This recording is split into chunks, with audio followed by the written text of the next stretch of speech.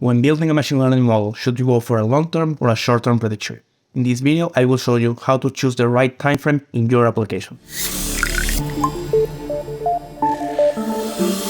Hi there, I'm Kelwin Fernandes, your AI advisor, and welcome to another AI Shot. In this one, I will answer a common question from my clients, which is, what is the right time to forecast or to predict when we are building a machine learning model? And here we'll show you our intuition at NILG.AI when we are addressing this problem, okay? So, what is basically this problem? How far can I go in the process of generating predictions? Okay, how far in the future I should tackle this, I should address this problem. For example, let's say I'm forecasting demand, okay, for a certain product. Should I forecast demand for the next week, next quarter, or next year? Same thing, for example, for churn prediction. Should I predict if this customer is going to churn in the next month, in the next quarter, in the next year, in the next week, etc. So, for example, let's say it's about your birthday. I guess you would like to know, if it is going to rain or not in your next birthday, okay? And maybe that birthday is a year from now. The bad news is that we are not that good as forecasting the weather for a year versus as we are for forecasting the weather today or tomorrow. So in general, we tend to be better at forecasting short-term events and not so good when we are forecasting events that happen too far away in the future.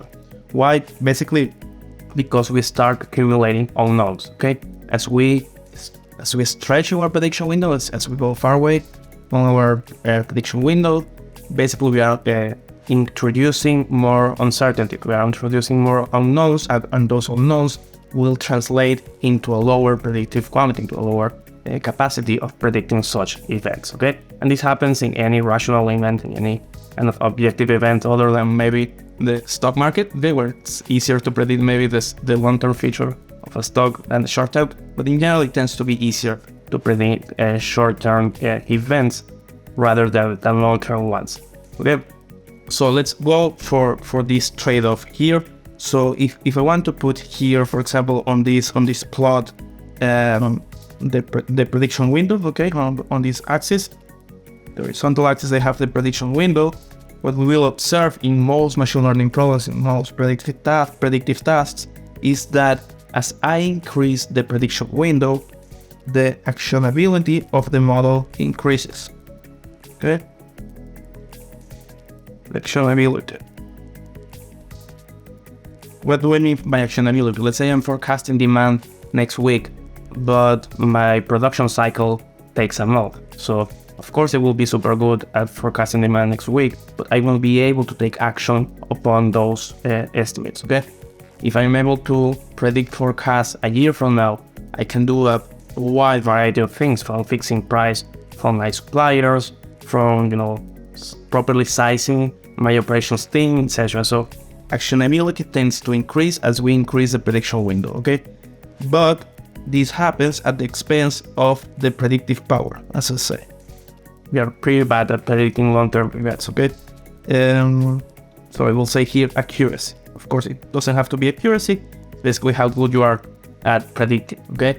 And there is this trade-off, okay? Of course, also, if you want, to predict long-term events, you also need more data. So I will say that data requirements are more on this line. Data requirements. But in general, you don't have as much data about long-term future events than you have as short-term future events. For example, if I have to predict like 1 year from now, I will need historical data lasting at least 1 year in the past. But if I want to predict 1 month from now, I could live with a small data set collected in the short term, okay? So data requirements tend to increase also when you go for the long-term window, okay? So we have this trade-off, okay? And by the way, if you want to discuss further about this tool with your stakeholders in your business, click on the link below and I will show you our Data Ignite tool that we use to actually discuss this problem with our clients, okay? So how to give a proper answer to this question of what is the right trade-off or the right time frame for prediction. Basically, on each one of these prediction windows, you could do different actions, right? As I say, depending on how short-term, how long-term is the prediction, I could do different things business-wise to change my operations, to optimize my operations based on this additional knowledge that I have now that I have this prediction, okay? So our suggestion for you is that you will choose the most short-term prediction solution, the most recent prediction as possible, where you still have high actionability, where you still kind of operate, okay? As I said, if you are forecasting demand in a week from now, but your production cycle takes a month, you are not adding value to the business. So in this case, I will choose a month, okay? Because it's the minimal cycle, it's the minimal time span that I can optimize, okay? So basically, I start with the shortest prediction window where I still can do something. For example, in churn, if my client renews every month and the client is renewing, I don't know, tomorrow, it's not valuable if I generate a prediction in 3 months from now. Okay, still they want to save the clients that will renew their subscription in the next billing cycle. Okay, so this is the intuition. Choose the start at least with the shortest time frame where you still can make some valuable actions that will positively contribute to your business. Okay, this thing of short-term versus long-term predictions is not exclusive about time, but also about how direct or indirect is the action that you are predicting. For example, let's say that you are building an e-commerce website, okay, and you try to build a recommender system, okay, and basically here you have multiple actions. For example, let's say that you can predict a click or an add to cart, if the client will add to the cart or not, or a purchase, okay? Okay, it's not a prediction window in terms of time, but instead in terms of the steps, of the individual steps that will need to be executed through these purchases, okay?